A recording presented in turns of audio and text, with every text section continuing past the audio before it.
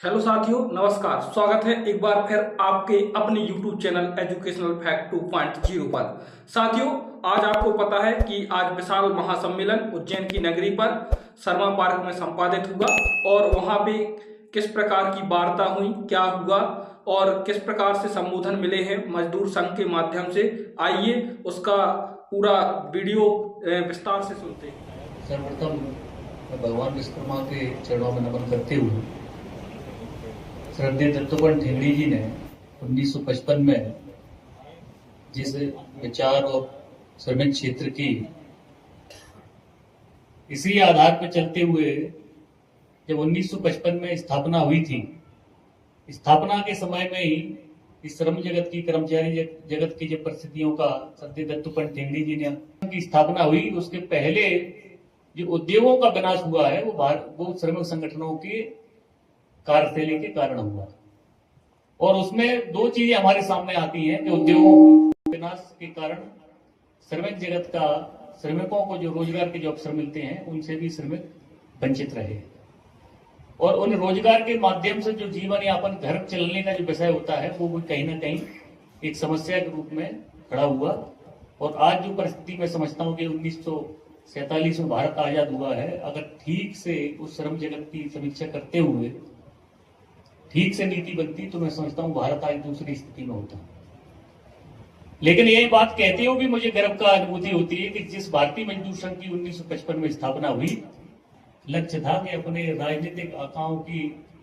आकांक्षाओं पर खरा उतरना, राजनीतिक दलों के लिए श्रमिकों की भीड़ का उपयोग करना। लेकिन जब दत्तोपंत ठेंगड़ी जी ने बात कही कि विशुद्ध रूप से गैर राजनीतिक संगठन हो, तो श्रमिक जगत के जो लोग थे, श्रमिक क्षेत्र के जो लोग थे, उन्होंने उसको हास्य के रूप में लिया। यह भी संभव है कि सरकार के बिना सहयोग के, राजनीतिक दलों के बिना सहयोग के कोई श्रमिक संगठन चल सकता है। और दूसरा, जब ठेंगड़ी जी से प्रश्न किया गया कि आप इस तरह, ये हमारे विचारी थे,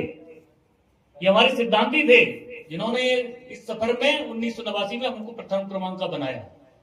और जब हम अपने सिद्धांतों की ओर देखते हैं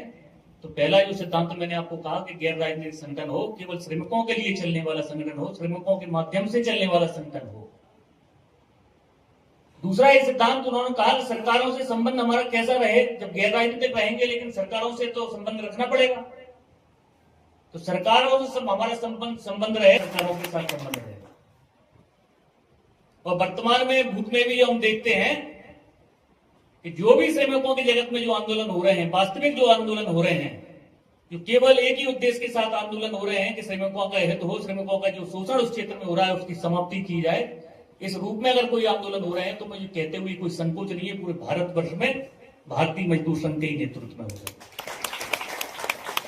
और इसका परिणाम ये निकला है कि सरकारें जिनको कहती हैं कि ये आंगनबाड़ी कार्यकर्ता हैं, ये स्कीम वर्कर हैं, इनकी मानदेय वृद्धि नहीं हो सकती, तो मुझे कहते हुए गर्व होता है कि जब सरकार के सामने सब भारतीय मजदूर संघ के नेतृत्व में संघर्ष किया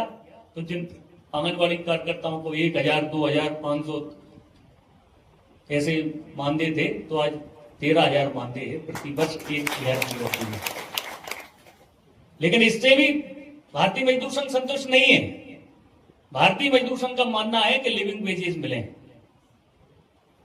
न्यूनतम वेतन के ऊपर लिविंग वेजेस मिले, क्योंकि जब न्यूनतम वेतन की निर्धारण होता है तो उसके जो पैरामीटर हैं, जब उस कल्पना की गई थी, उसके फॉर्मूले बनाए गए थे, तो उसमें शिक्षा और स्वास्थ्य को समाहित नहीं किया गया। और आज किसी भी परिवार की जब हम जीवन यापन की बात करते हैं तो इसमें मूलभूत आवश्यकताओं में शिक्षा और स्वास्थ्य भी है। तो उस आधार पर लिविंग वेजेस मिले, मतलब न्यूनतम वेतन जो वर्तमान के हैं वो अपने किसी प्रकार का संकट ना हो। और जिस प्रकार का हम कार्य कर रहे हैं, अगर हम शिक्षा का देने का कार्य कर रहे हैं, इस भविष्य का, इस देश के भविष्य के गढ़ने का काम कर रहे हैं, तो उस आधार पे हमारा उसी प्रकार का वेतन है। लेकिन ये सारी चीजें आती कहां से हैं? जब आप भारतीय मजदूर संघ के